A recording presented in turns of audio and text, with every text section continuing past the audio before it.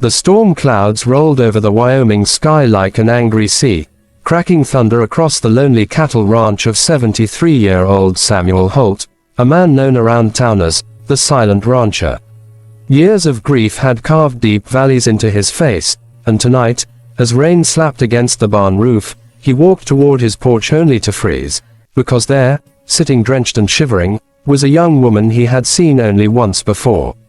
Her clothes clung to her, her hands trembling as she clutched a torn burlap sack to her chest. "Please, take 'em off," she whispered when he reached her. Her voice held no strength, only a terror that sent shivers down his spine. Samuel lifted his lantern higher, revealing eyes swollen from crying, a bruise on her cheek, and bare feet scraped from running. She looked up at him like a hunted creature, desperate and fragile. He didn't touch the sack yet. He didn't even know what she meant, but he could feel the seriousness in her words. "Inside," he said softly, ushering her out of the rain. She stumbled in, clutching the sack tighter. Once they reached the living room, she sank onto the wooden floor, every breath shaking her ribs. Samuel crouched beside her, his voice steady and slow. "What's your name?" he asked. "M. Meyer," she whispered.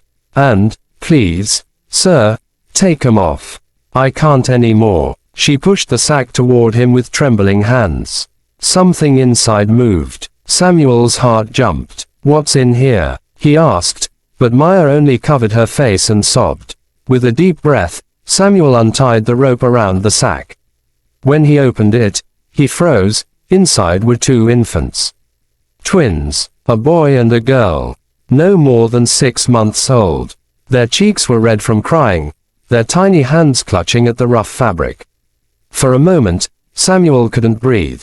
He hadn't held a child in over 30 years, not since he lost his wife and newborn daughter on the same night. His heart thundered as old wounds ripped open. Why are they with you? What happened?" he asked. Meyer wiped her tears, her voice breaking. "Their father, he's coming after us. He doesn't want them alive." Samuel's jaw tightened. He didn't ask more. He didn't need to. He'd seen darkness like that before, men who lose themselves to cruelty. Meyer continued, "I tried hiding in town, but everyone's scared of him. I ran to the woods. Then the storm came. I remembered someone saying you were a good man, even if you don't talk much." She sobbed again. "Please, take 'em off me. I can't protect them, not alone." Samuel looked down at the babies, then at the terrified girl in front of him. Something old and aching stirred in his chest, the instinct he thought he had buried the day he lost his family. He picked up the twins, cradling them gently. They quieted instantly, their sobs melting into soft whimpers. Meyer stared in disbelief. How did you do that?" "Some things you never forget," Samuel whispered. For the first time in decades, he felt purpose burning in his chest. He looked at Meyer and spoke with quiet certainty. "You're safe here. No one's taking these babies from you. And no one's laying a hand on you. Not while I'm breathing." But outside, thunder cracked again, and in the distance, tires rolled over gravel. A truck, heavy, slow, searching. Samuel's blood ran cold. Someone dangerous was coming for them. And the storm had only just begun. The wind rattled the windows as Samuel moved quickly, locking doors and pulling the curtains shut.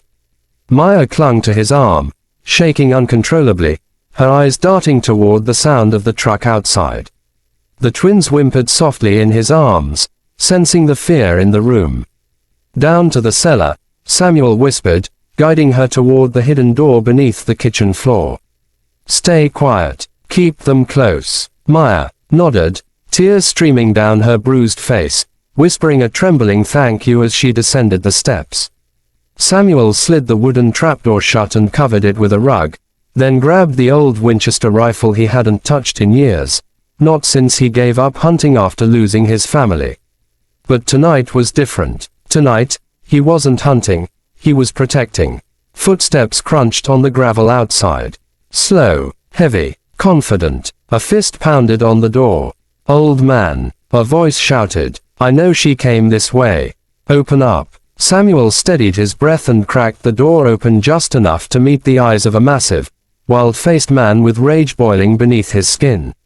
Rain soaked his clothes, but his clenched fist showed he wasn't cold, just furious. "Evening," Samuel said calmly. "What brings you here in a storm like this?"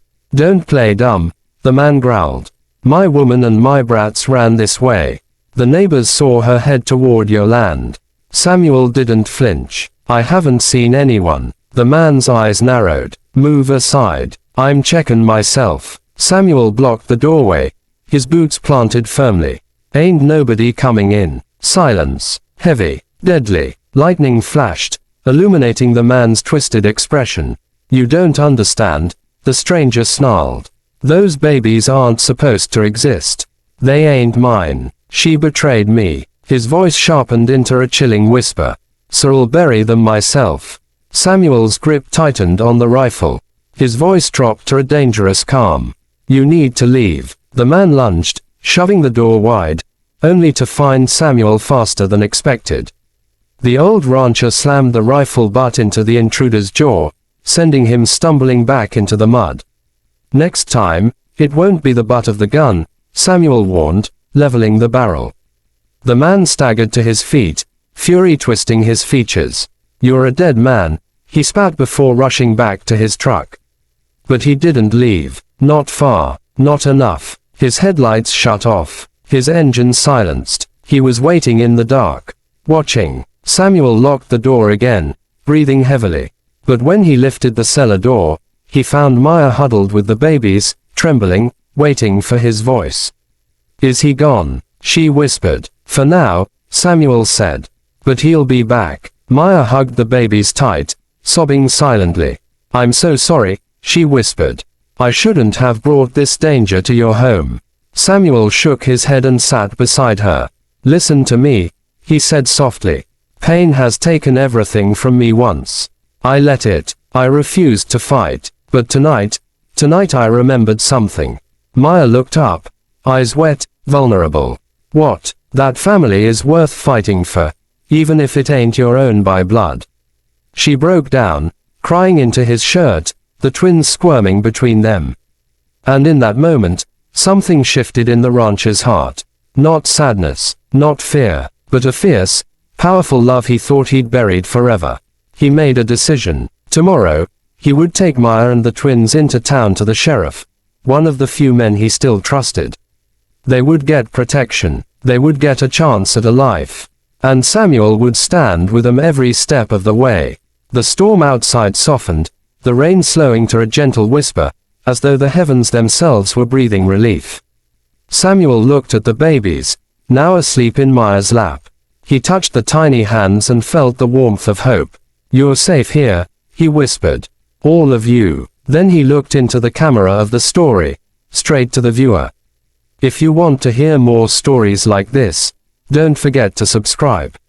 There are many more heart-touching journeys waiting for you.